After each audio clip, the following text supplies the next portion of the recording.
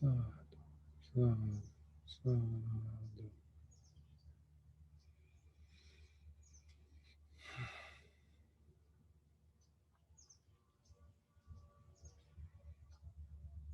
The most important conversation is the one that we have with the mind constantly,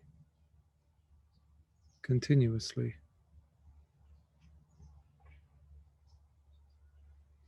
What is the nature of our thoughts?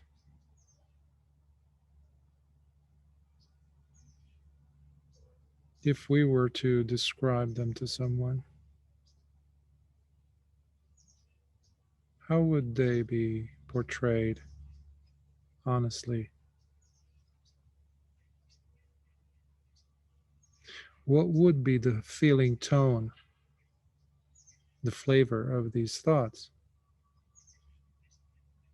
that would allow us to depict them correctly, properly, honestly?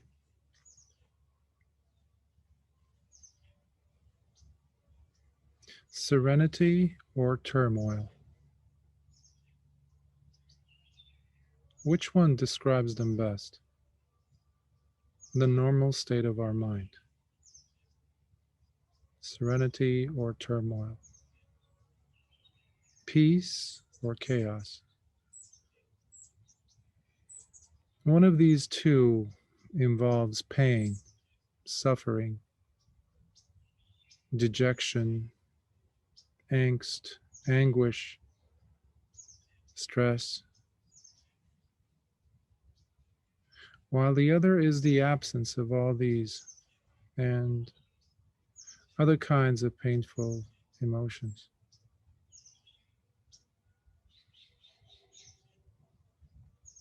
So here we see the importance of selection. There is selection involved. We must select for ourselves what brings us peace,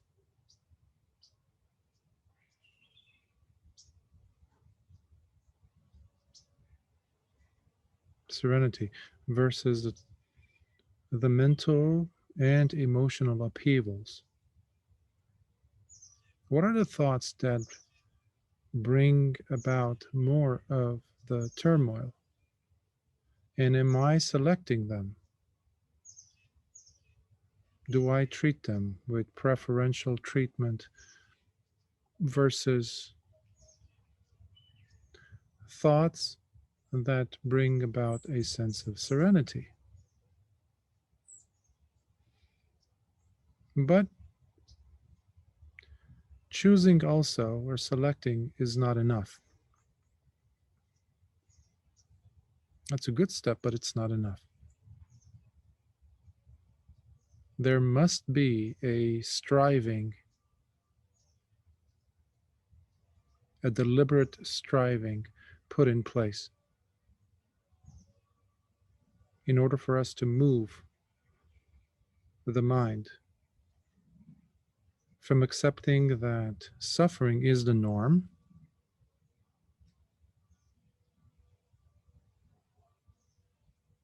that brings us to peace, which, by the way, the mind, as we progress in our practice, we see how the mind will start looking at this peaceful state as unnatural, inappropriate. Something is wrong. As it starts to sabotage itself by even pulling itself away out of that state of calm that it had finally been able to taste.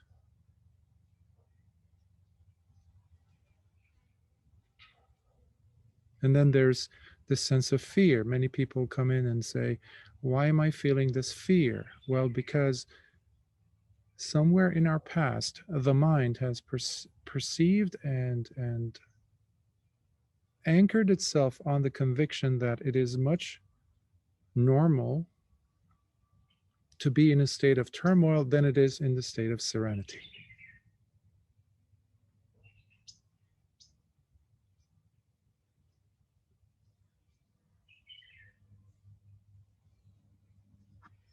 This can become a doorway for fear, therefore, and further sense of pulling away. Feelings of dis-ease and compulsion might develop in the meditator.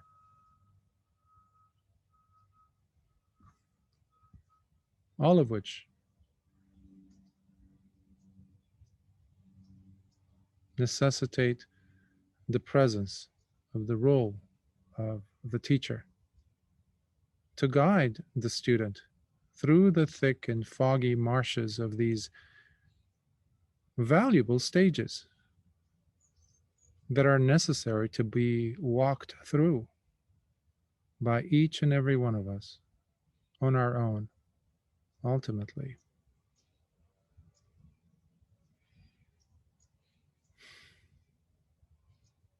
How we spend our life on this planet at this time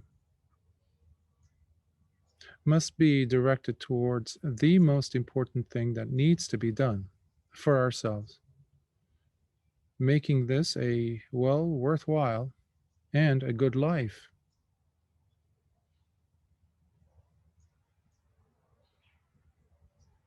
All things are subject to decay, old age, obviously birth, and death.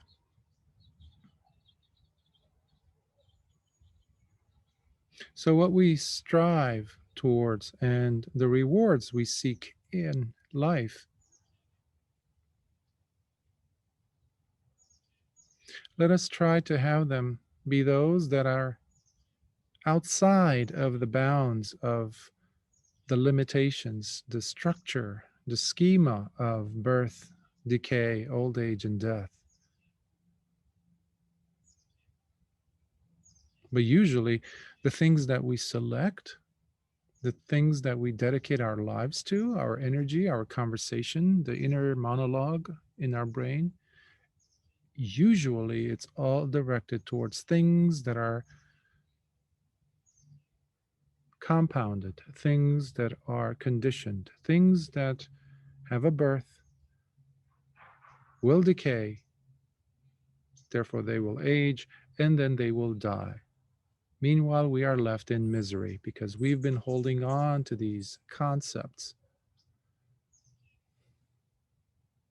It's like building a palace on quicksand or on moving water.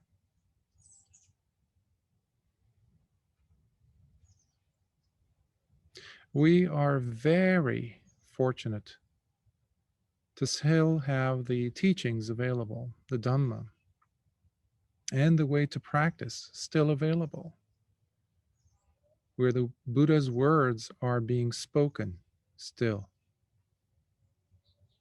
and understood still, here and there, but they're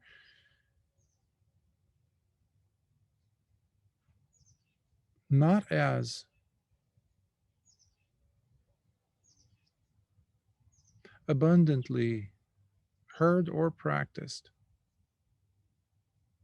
But that shouldn't be our concern. Even if we can recall a single sentence of the Buddha's words or what a teacher has said that really touched us deeply, and we sensed the truth of that statement, that is plenty.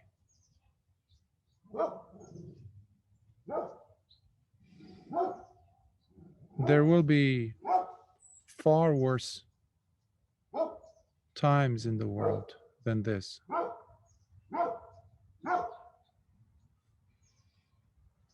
Especially when there's no Dhamma. And being reborn during those times will be far worse than what we are living through now as a planet. what we are seeing around us as humanity.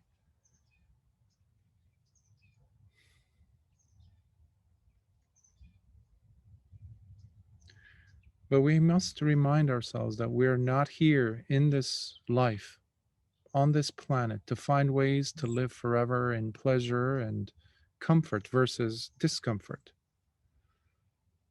or to find justice and peace. This is not the place for that. I know it's hard to hear these words, but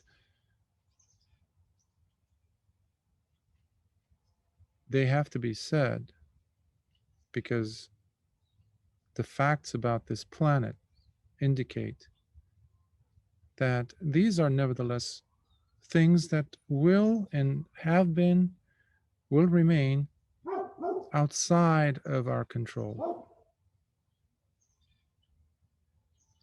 They are subject to birth, decay, old age, and death. There's too many unknown variables outside of us that are beyond our control. That's why the Buddha constantly reminded his students to focus the work on themselves, because the world will never be fixed. Never. But this is one of Mara's best tools to get us to spend the most important asset that we have, which is running out. It's like an hourglass, spending and wasting, and it's grains of sand, of time, of energy, of resources on other things, outside, unknown variables. Meanwhile, the person is left in ignorance. The defilements are there, nothing has changed.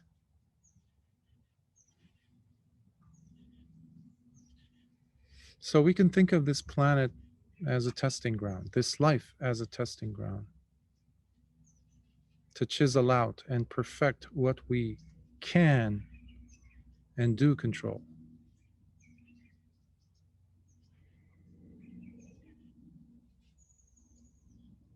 Let's make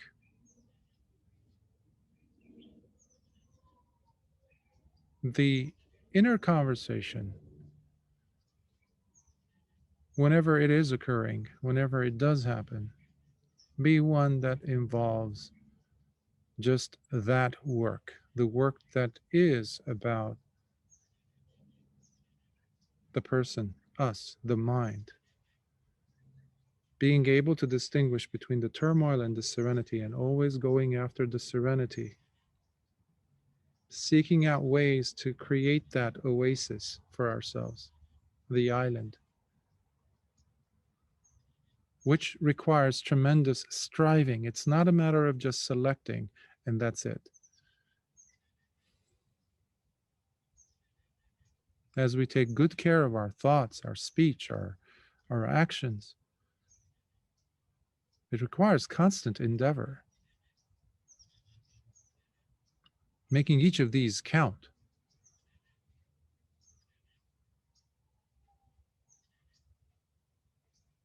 Each of these thoughts, speech, and actions being always geared towards ending of suffering, once and for all,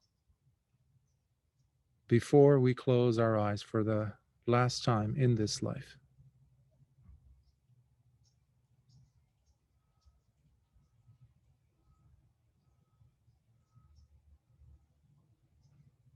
That's a lot of work, but the outcome is marvelous. The outcome is actually tangible.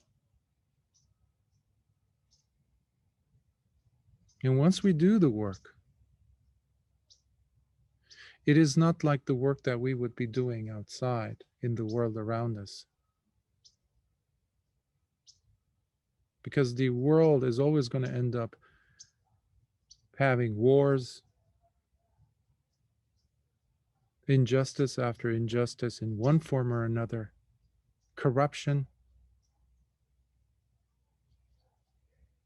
you name it, all based on ignorance. Because we're dealing with other beings who are not working on themselves, on their defilements. So, whatever pleasant or good, appealing outcome they will still have the poisonous roots underneath them, even though the fruits might taste sweet initially.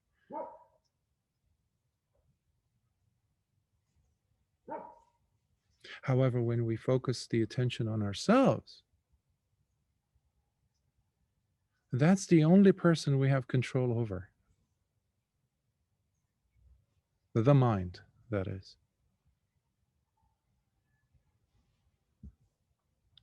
So I wanted to share these thoughts with you and offer some encouragement to enhance and to protect the energy that you, each of you, put in your daily lives, in your own practice, dealing with your own thoughts, speech, and actions. And I'd like to open up for any questions, thoughts, comments, critiques, and apologies for the dog barking in the background.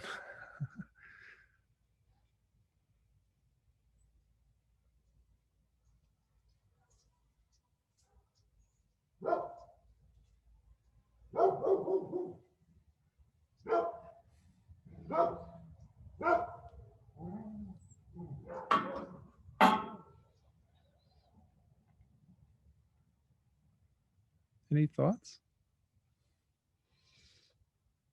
Yes, KK.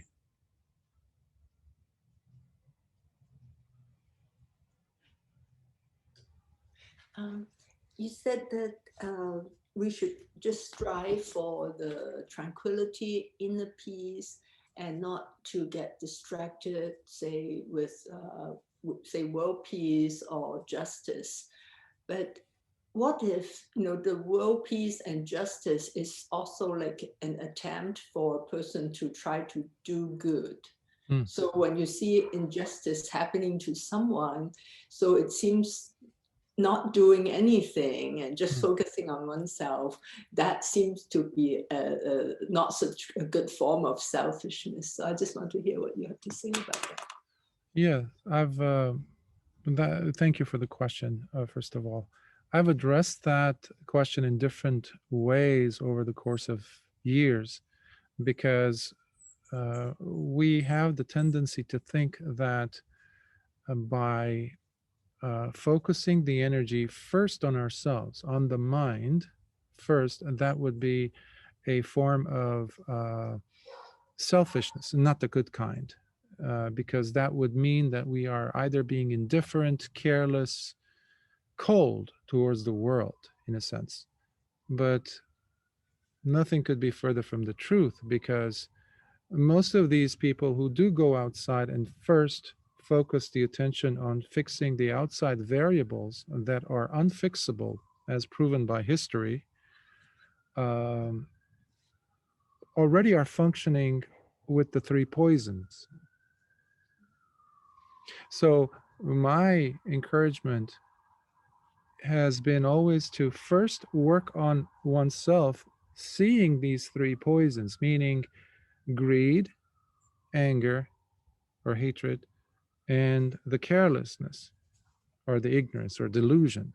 So once the person is working on this, has started, already the world around them is changing.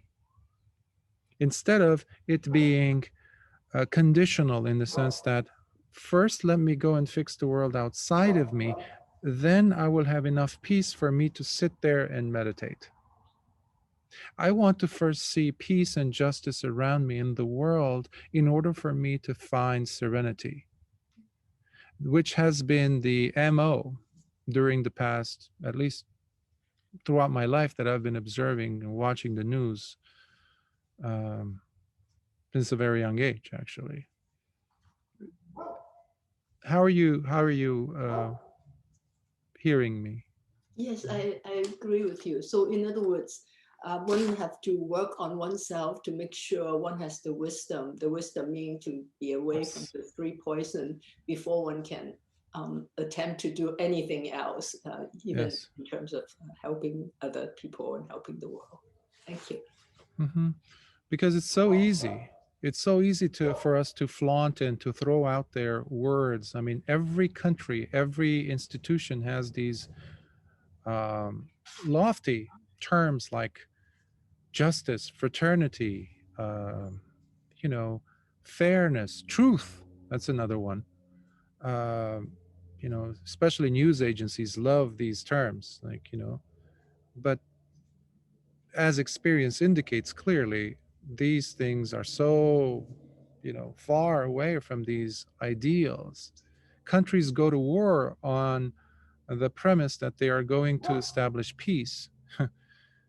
If the last 30, 40, 50 years have shown us anything about these countries that do go ahead and invade other countries, and we see with the aftermath of how many millions of people have been displaced and so many have died and are continuing to die because of this, in their mind, justified action to go ahead and use weapons and kill other human beings in foreign lands far.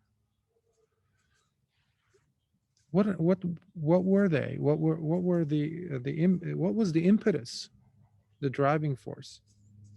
They were coming out of these three poisons: greed for resources, plain and simple; hatred, anger. Ultimately, when you scrape the surface, you see that there's so much anger in the soldiers who go, let's say, whether it's in Vietnam or Afghanistan or somewhere. It doesn't have to be the US I'm talking about. The Russians were there too.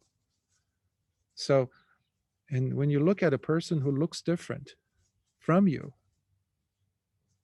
and you're holding a weapon, all of a sudden, what will come out, what will spew out of us, is what we did not work on. And there's tremendous hatred. And even later on, when this person is being court martialed for having killed, wiped out an entire village, they're in tears. They just don't know what happened. They apologize, but they have to live with that guilt. What happened though? They wanted, in their mind, they wanted to bring about a different, better world in their mind without having done any work on themselves. Mhm. I just want to add that sometimes when it's like a matter of injustice, there's a tendency for the victim to use the weapons, the tools of the oppressors, so that because of the anger. So I always feel that that is the most dangerous thing, that Mm, they actually are actually following what they hated the most by mm, discriminating against the person of another race because that race, so things like that. So thank you. mm, I agree. Just mm.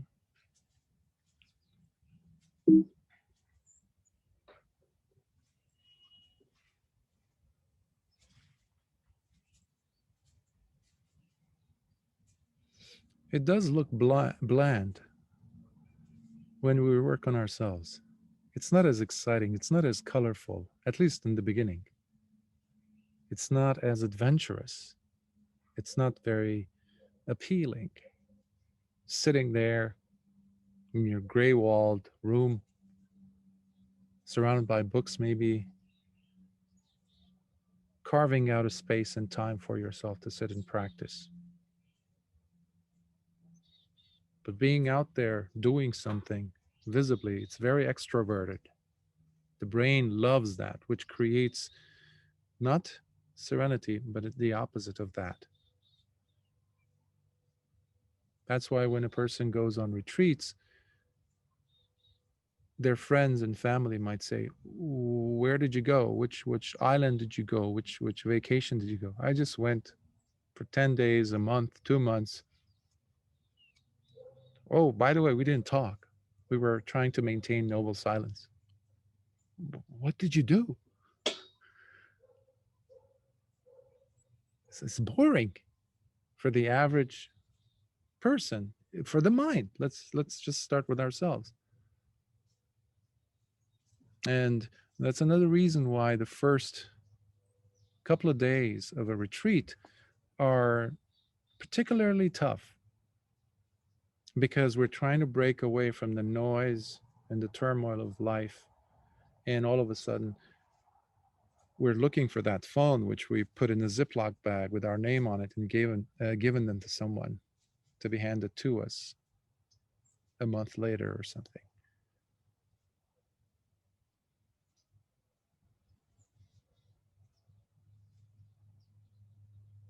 But diamonds or gold, they're hidden underneath the surface of the soil, of rocks. They're underneath. We have to go look for them.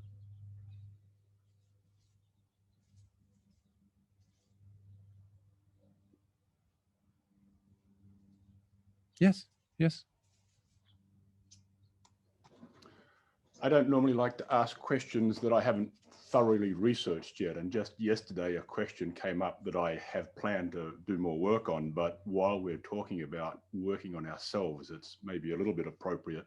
I'm looking at the question came up about the fetters, especially with the jhanas and which fetters we abandon on the way through them. And so I have a list in front of me of the fetters, and the first one says identity view, which to me I've got from another source, views of self. And then in number 8 is conceit, which to me is also a view of ourself. And I'm not quite sure whether I understand both of those correctly. And I'm going to cut to the chase and ask you, can you tell me the difference between identity view and view of self while we're talking about working on ourselves? Mm-hmm. A fun question, by the way. Many people, when they're going through the practice and they get to a stage, let's say the first stage of Sotapanna, the books say, or some teachers say, well, the identity view, or the Sakaya Ditti, it's called, the false identity, sense of this self being separate, me. It's very crystallized, it's very solid in the mind. It's taken for granted that that's how it is. This is me, my word, my personality. They think, or they interpret that because the person has reached that stage, then immediately it's going to disappear. That is not the case, because the Buddha didn't say there's no self. In a sense, he would use the word self in reference to himself, but it's the identification, the personalization of, and I like the word crystallization, of it's so solid for me and it's unmovable. It's like a boulder in the middle of your path that does not allow you to progress further, where every single element of experience, every single nuance of living experience has to go through that funnel, that interpretative quality of the mind, which is based on false um, view, or michaditi, wrong view. For example, a person might insult you, might say a wrong word to you that would have otherwise hurt you deeply yesterday, when one had not experienced, let's say, the first level of awakening, and you would have gone to their house in anger to confront them. But today, after your experience of, let's say, either path, magga, or fruit of Sotapanna stage, or stream enterer, suddenly you would feel the anger still. But when you're trying to pinpoint, like, why am I, like, you're trying to hold on, it's foggy. Suddenly, it's like a ghost. You put your hand through it, it's like your hand goes through it. You have nothing to hold on to and go home and write home about and say, this is my personality, mom. This is, there isn't that thickness. It's not even liquidy. It's very much like, now it's like fragrance. It's like an odor. It's no longer like solid fuel that NASA uses to shoot out the rockets. Now, when it comes, I mean, as one progresses, obviously that sense of identity becomes less and less and less and less and less until there's a whiff of it left prior to becoming an arahant. Now, coming to the conceit part, this is when we're talking about the finer nuances of Sakkaya Ditthi, because it's very much, it's very pervasive. It has 3 levels to it, by the way. The thinking that I am equal to you, we are equal to each other. So the brain, the mind is still always has its chart. You're always, the mind is always working out, doing the numbers, as it were, of, okay, which one of us among us is better than the other. So there's always this constant competitive, judgmental, and constant comparison that's going on in the mind, which still agitates, obviously. It does not bring about serenity. And that's why it is one of the higher 5 fetters. Now, these are important because the fetters are important because they help us identify where we're at. They serve as signposts, street signs, if you will, because the mind will convince itself, the person, that they've reached a certain level, and all of a sudden something's happening, something's very jittery inside, something's uncomfortable. And this is why we need to constantly bring in sati and sampajanya, the mindfulness with wisdom, always working, always working to get to see the finer nuances. Oh, is that anger? What was that? What is that the mind is experiencing? Why am I feeling this way? Ah, you go deeper. You go into the submersible of wisdom and you go down. And you start seeing all these different nuances that you thought that you were beyond.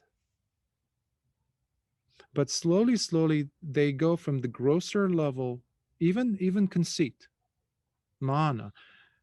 It has grosser levels. It has a spectrum. And it can go deeper and deeper until the same situation, circumstances that would have been enough of reasons for you to get into the comparison. I am better than you. So you're looking down at someone else. You are better than me. Or we are equal to each other. Those are the 3 phases of conceit. In fact, one of the wonderful, I love the Anguttara Nikaya, especially. I mean, I love them all, but because it has the Book of Sixes. I haven't reached in my translations the Book of Sixes. I'm still on the 4, almost halfway through. But there's a wonderful sutta, and in it, the Buddha is talking about the 6s. So he talks about the fetters, specifically the 6 that are there. So long as they're there, the person has not attained arahantship. And it is in direct connection with your question about conceit. He says, there is conceit, and there is superiority conceit, and there's inferiority conceit. And there's also self overrating, he says. There's also servility. And he also talks about what's the sixth one? The frailty of the human mind, of the brain. So the Book of Sixes, specifically on conceit, really is a gem. How's this so far, by the way? It, it gives me a much better understanding. I didn't have any understanding before, and I'll go and read the Book of Sixes and get a better idea. I think it's like all Buddhist topics. It's a little bit like peeling an onion. You understand a layer first, and then you can understand the next layer better. But you've got to understand that layer before you get a complete understanding. So I think I'm on the fed as I'm starting the journey. And it's a beautiful journey of discovery. It's like, if that sentence that we have in English, it's not about the destination, it's about the journey, the process. That saying fits perfectly the process of unfolding or unlayering the onion, peeling the onion, when we're talking about the fetters, the sangyojana. Because at one point or another in our practice, depending on what teachers or methodologies we've felt comfortable with, sometimes we just want to check them off, check those boxes off. Okay, number 1, 2, and 3, samyojanas, the fetters are done. We're good. Let's move on to 2 and 3 and 4. Okay, we're dealing with greed. Okay, craving, yes, and anger. Okay, those are tough ones. So we have no. It's a process of unfolding. So long as we're not, we're still we still have the last one, which is ignorance, the fetter. We're still not arahants, and it's there's lessons there. That's what I'm trying to say, to be discovered. Even if and when a person is beyond the first lower 5, there's so much to be discovered. So it's a fun journey. Thank you. Of course. Thank you for the question.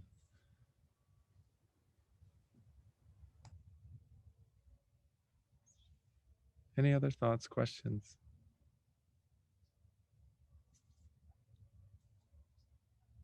Yes, Chitta. Venerable and everybody, I do apologise for joining in late. I was speaking to a bhikkhu friend of mine, and the conversation overran. I'm really sorry, because I did desperately want to be here for the talk. But I will listen to it like I did with last week's like on YouTube. So thank you. I did mention to this monk as well that about your recordings of the suttas, and I mentioned your name, and when he typed it in on YouTube, he said, "Oh, I think this is what 2 of his other monk friends have been listening to."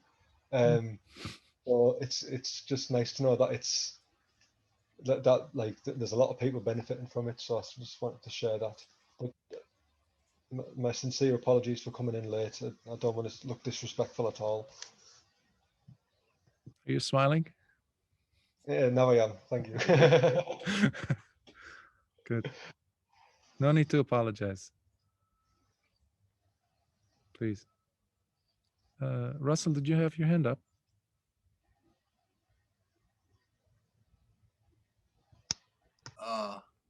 No, I didn't have a question. Thank you. I just was recently I'm always surprised to wake up in the morning. I don't know why, but when I wake up, I say, "Oh, I'm awake again," or "I've awakened again." So that's quite I'm quite appreciative, actually. Small things, That's it. I don't have anything to say. That's plenty. It's beautiful. Thank you. You know, I've sometimes given, I probably have said this several times. I've given this to patients as psychotherapists and or even friends sometimes. This task, this tool or intervention, which is basically a piece of paper and a pen or a pencil. Jot down 1 to 100. Some of you here are going to recognize this. And write down the things that you are grateful for. 1 to 100. And I've given this intervention to people who have really, really come to that point in their lives when I met them that was very difficult to even find one single thing to be grateful for in their mind, because cognitively they're like, there's no reason for me. What's wrong with you? Why are you even giving me this silly task? Because we have become off balance. We've actually cut off the roots from underneath us. And we're so heady. We're so mesmerized by what's happening, the unknown variables that we cannot control. And we become like that feather in the air that is tossed left and right, or that leaf falling.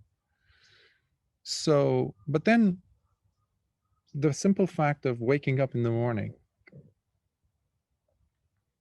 or the thing that I say sometimes or ask them, like, how are you seeing me?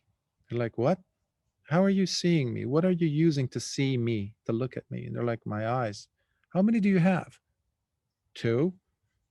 Wow, you have 2 functioning eyes? And by the way, you're not wearing glasses. I have to wear glasses.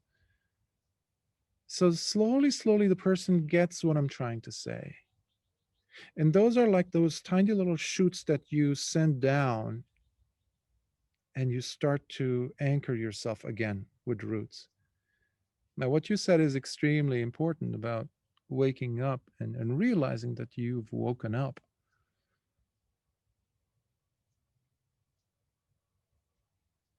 And to be grateful for that, because that tells me that you have put a stop to yesterday's woes. Pause, maybe, but still there is a pause to yesterday's thoughts and worries, because now you're opening up a new page.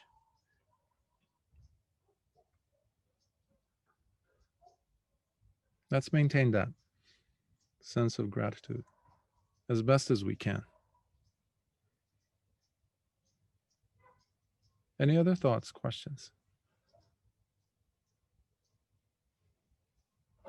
What's the time? See glasses? Oh, we still have time.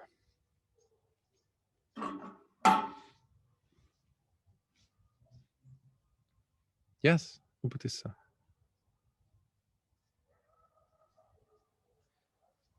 Okay, I guess you bringing up about gratitude, and you were mentioning about boredom just now, and it occurs to me that okay, the two are actually very closely related, because there is no inherent problem in boredom.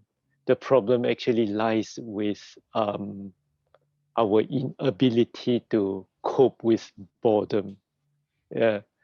And when that happens, we fail to find solitude in solace, find find joy in solace, find gratitude in the ordinary.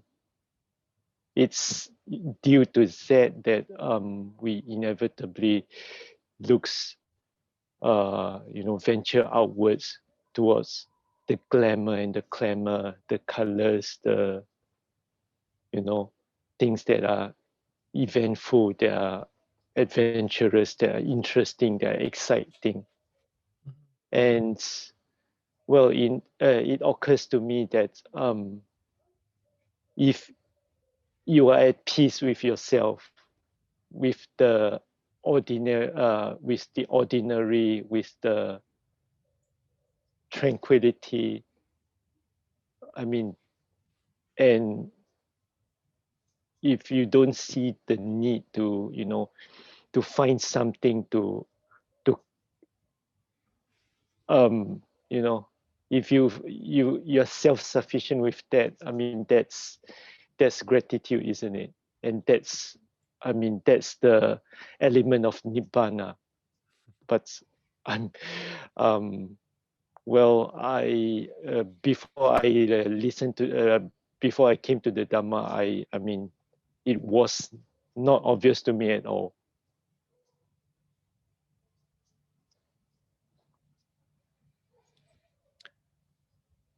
When I used to be a layman, I was in a relationship with this woman, my girlfriend at the time, and she, at looking at my room,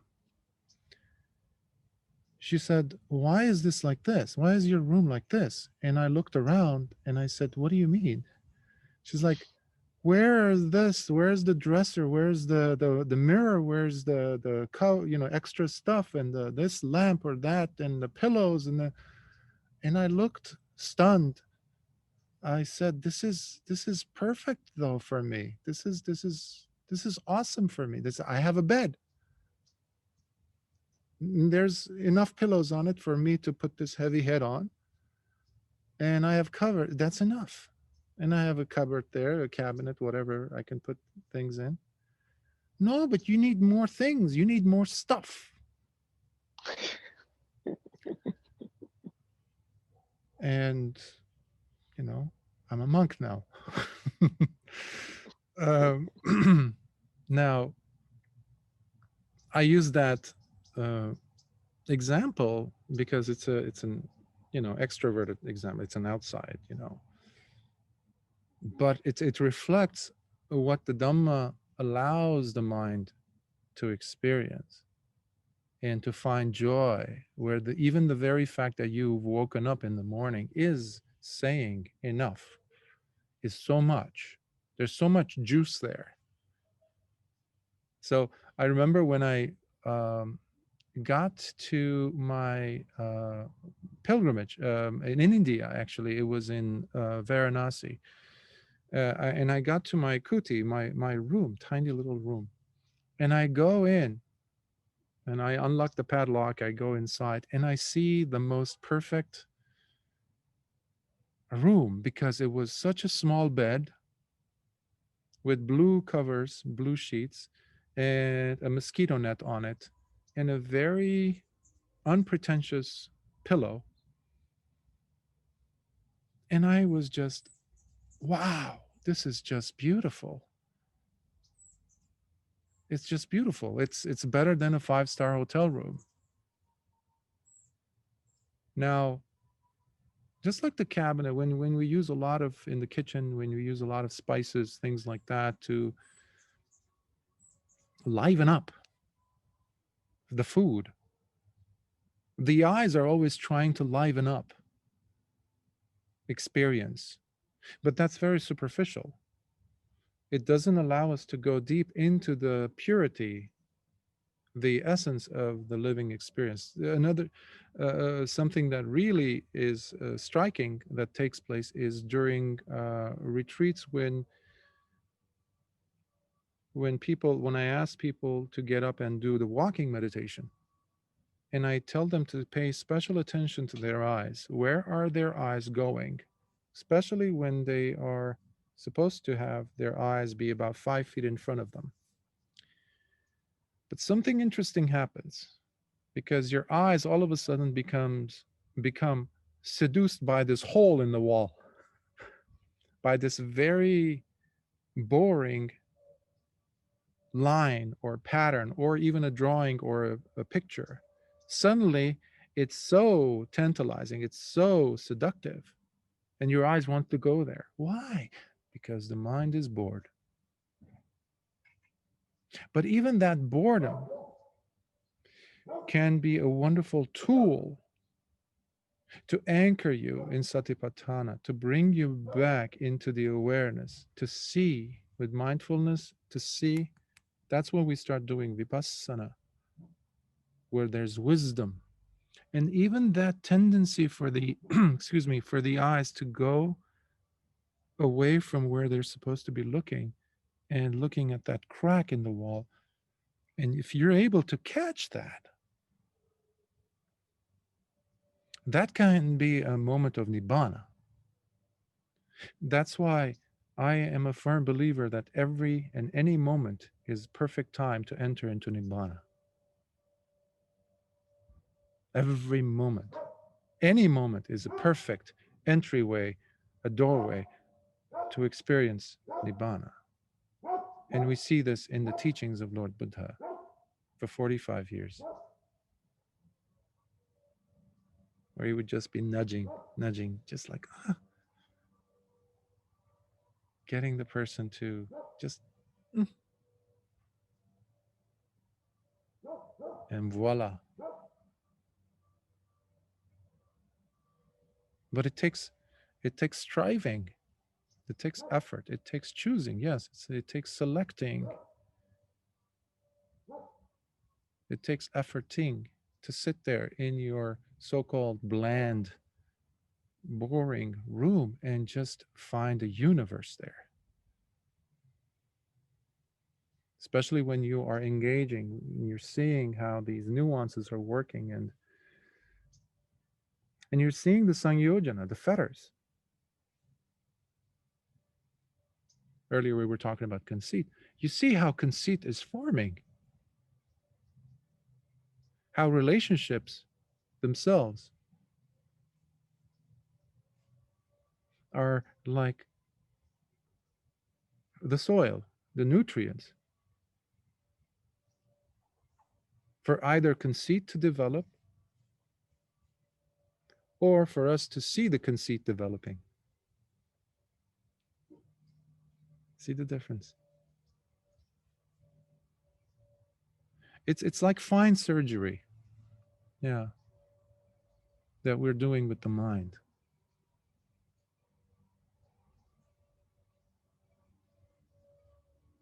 That's why each of us has to be our own teacher at one point or another. Because one's own teacher, an external teacher, is just an external teacher. They're not with us. And we can't just take or latch on to one word or one statement or a title somebody had given us and go with that. That's boring. It's dead and gone. It's in the past. What's happening now in the mind? That's juicy.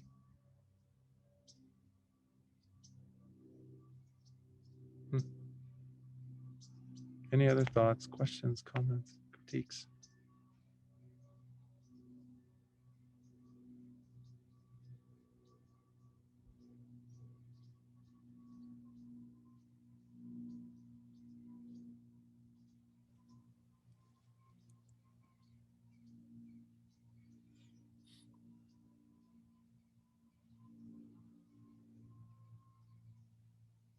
By the way, I was thinking this week about something I shared a few months ago with you about picking up sutta and just jumping in it and just talking on a sutta, and randomly, different suttas or any suttas that come to mind. Or so I would like to start doing that starting next year, preferably January, once I kind of find myself settling somewhere. And it's definitely a challenge. You read about one goes forth from home life into homelessness. Wow. The Buddha was not kidding. But I do want to have a start that initially I was thinking to finish the translations I'm doing, but that will take many, many years. So meanwhile, I want to start having us do talks on suttas. Yeah. Did someone have a question? Yes. So thank you, Bante. I think that's a very wonderful idea to pick a sutta and talk on that. So I just want to vote to, I agree with that. I look forward to it. But you just brought up, you made a comment that raised another question in my mind. Not that I'm about to become a monk, but I've considered the changes that I'd have to make to do that. And going forth into homelessness is one of those things that my understanding is you do that and you give up all your worldly possessions, etc., to end craving. We need to survive without having things that are mine, without things that I need to protect, and without things that I need to get, all of those things that help our mindfulness. But having thought about it and listening to you just speak, I can't imagine myself in a situation where I was homeless and I didn't have my next meal planned without knowing where it's going to come from.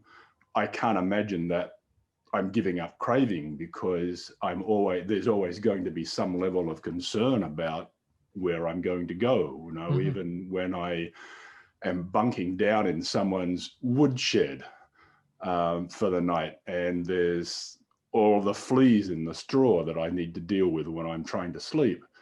So can you give us from your personal experience, and you just touched on it then, which is what made me think about it, whether it's possible to let go of that craving, or am I crazy to think that it's possible at all? And there's some other view to being homeless. Wow, In that's the 3 minutes we have left. Thank you for the question, because you can only know about it fully, like in any endeavor in life, I would say, once you're in it, right? But what you touched upon as far as the craving element, that is the most crucial, because you might be living a homeless life, but you might also be very much attached to certain things. If anything, your ideals, your views, let alone being a monk, living in a monastery, where when someone looks at you, wow, you don't even have pockets. Like when I was traveling recently, people were like, at customs and things, they run this machine on me, and they were like, what do you have in your pockets? I was like, I'm a monk, I don't have any pockets. Do you have any belts? Nope, it's just a rope. They would lift up, excuse me, can we lift? I said, go for it. They would lift it up, your hands are up there, and they see it's just a rope, and they just touch you. Basically, you have nothing, but the person might be very much attached to their supporters. They might be very much attached to their own monasteries that technically is given to the Sangha, for example.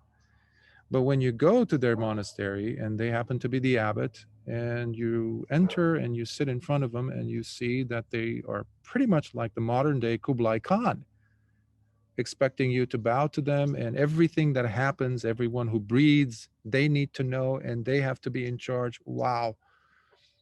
I don't see any element of detachment there, of nekamma, relinquishing, renunciation there. On the outside, you might look like. So it's very much of an attitude, I would say. But as far as from my own personal life, it took me many years to figure out the right um, bedding, shall we say, the right, because I'm a big man, I'm 6'5", I'm heavy, and I've had issues with my low back and over the years. And so I've used many different mattresses. Finally, I was able to finance and get myself a very nice mattress, a firm one, which was perfect for my back. I would wake up every morning, and just like Russell, I would be so grateful that I'm awake, and I'm also resting on this beautiful mattress that took me a lifetime to get. Now, when and the bed and all that, so it cost me thousands of dollars, and I paid it off. But when I decided to go forth, I had to give that up. And since going forth about 7 months ago, I have found myself sleeping on very uncomfortable beds.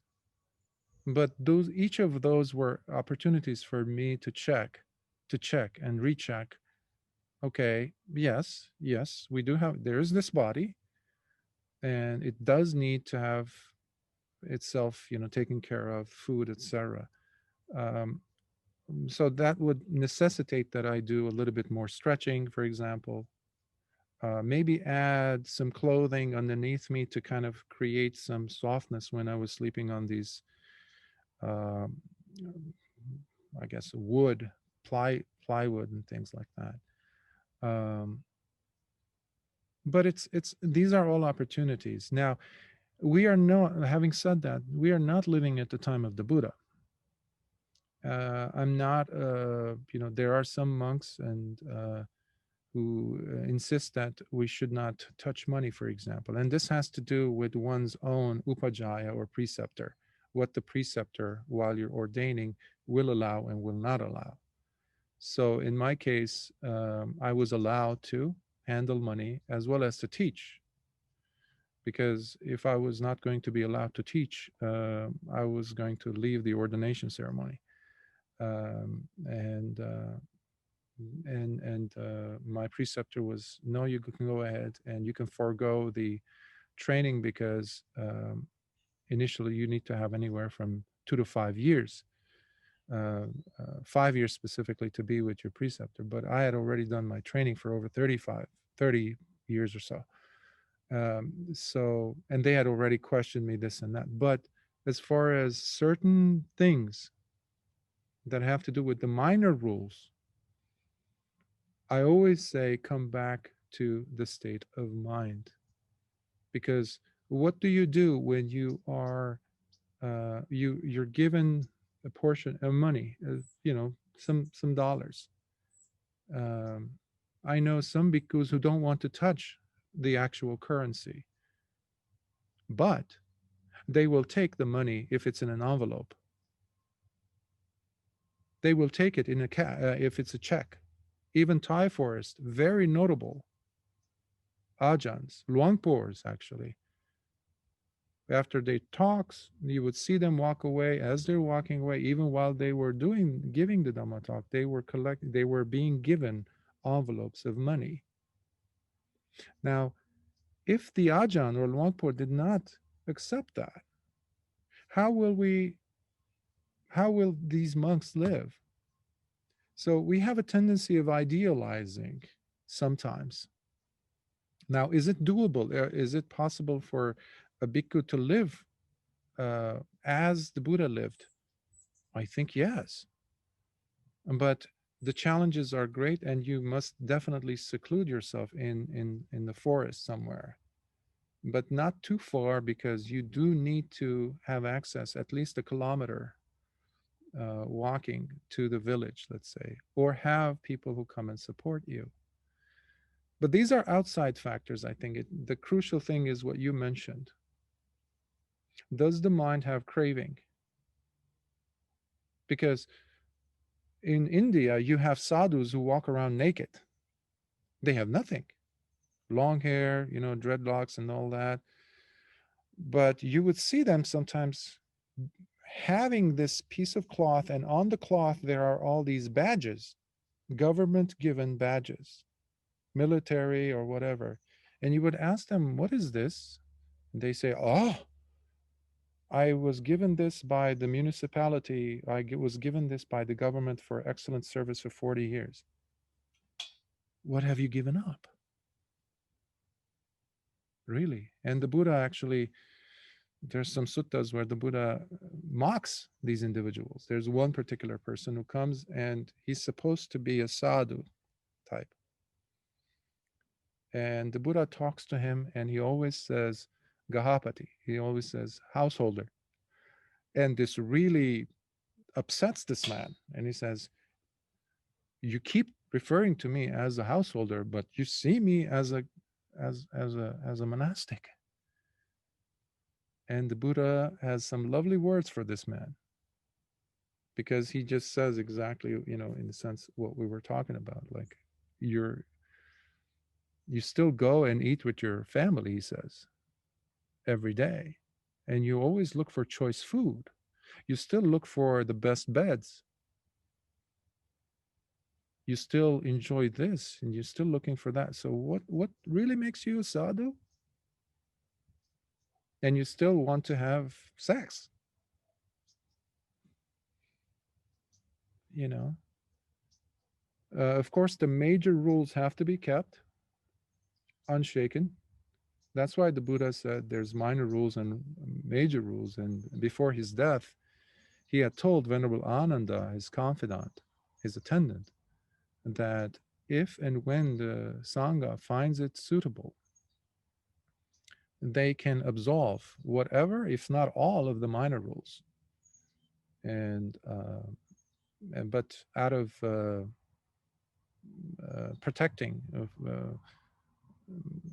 the sasana, Venerable Mahakassapa and the other arahants during the first council, 3 months after the Buddha's death, they chose to keep all of the rules intact, keep them there.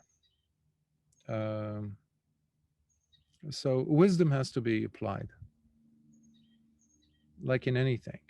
This is a wisdom path, including when you go forth, if and when you do. Because you have to live with yourself and your conscience when no eyes are there to look at you. No cameras are on you. Karma is still on you. Yes. Sila Samadhi Panya is there. Yes. Great question, by the way. We tend to romanticize. Like everything else, we also do that with the teachings, with the lifestyle. And sometimes we have to remind ourselves that we're living in the 21st century and things are a little bit different, to say the least. But not sacrifice the teachings, not sacrifice the 3 trainings. Because the Vinaya, or the Sila, just the Sila, they are there to protect us. They are there to protect the teaching. They are to protect the Dhamma. They're not intended to create suffering, if you can think of it like that. The Buddha was not a sadist or a sadomasochist. There was once a young monk who had lived in such a luxury that he didn't even have to walk. And the suttas say how even like tiny little hairs had grown at the bottom of his feet because he was so tenderly taken care of. And here he comes and he becomes a bhikkhu, and he wants to strive. His adhitthana is so strong. And the other bhikkhus see that his chankama path, is his walking meditation path outside his kuti, is all covered with blood. And they go and check and they see it's him. It's his soles of his feet have been, he had been walking all night and all day. And this is relayed back to the Buddha, and the Buddha says, stop. And he gives him permission to wear sandals, something to protect his feet. Now, he wasn't a sadist, he wasn't like enjoying. So always applying wisdom is a very useful measure. And the Vinaya and the rules are there to protect us, whether householders, and especially when we talk about Vinaya, to protect the monastic lifestyle and the monks. But it's a very individual path, I will say that, because there's tremendous um,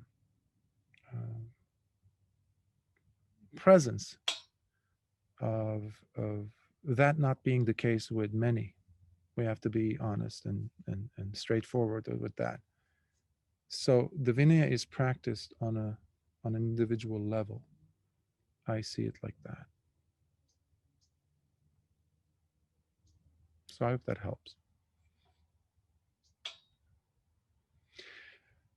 Yes, we did go over a little bit, but this was all valuable to me anyhow, and I hope to you as well and all other listeners. So let us dedicate the merits. We can't share the merits, we can dedicate them in a sense. Because who knows, the individuals that we have in mind, and many people, many beings who are going from life to life, they've already taken rebirth somewhere. But there are beings who are still struggling, especially starving or hungry ghosts and others in far worse states. We can dedicate the merits out of the willingness of our hearts freely. We select to dedicate the merits that we have accrued from our practice and even attending a Dhamma talk to these with these beings or to these beings, so that their pain and suffering could become a little bit less, and perhaps even speed up their time uh, to be expired in that realm of misery, whether it's the hungry ghost, asura realms, or even worse, the hell realms, as well as the animals, of course. So, with that in mind, may suffering ones be suffering free, and the fear struck fearless be. May the grieving shed all grief, and may all beings find health relief. May all beings share in these merits that we have thus acquired for the achievement of all kinds of wholesome happiness. May beings inhabiting space and earth, devas and nagas of mighty power, share in these merits. May they long protect the Buddha's dispensation. Sad, sad, sad. Of Sadhu, sadhu, sadhu. Thank you, Bhagwan. course, great seeing you all. Please practice with striving and choosing between serenity and turmoil. We know which one to go after. So let's make the change happen within us, and the change outside will take place on its own. See you next week. Thank you. Sadhu, sadhu.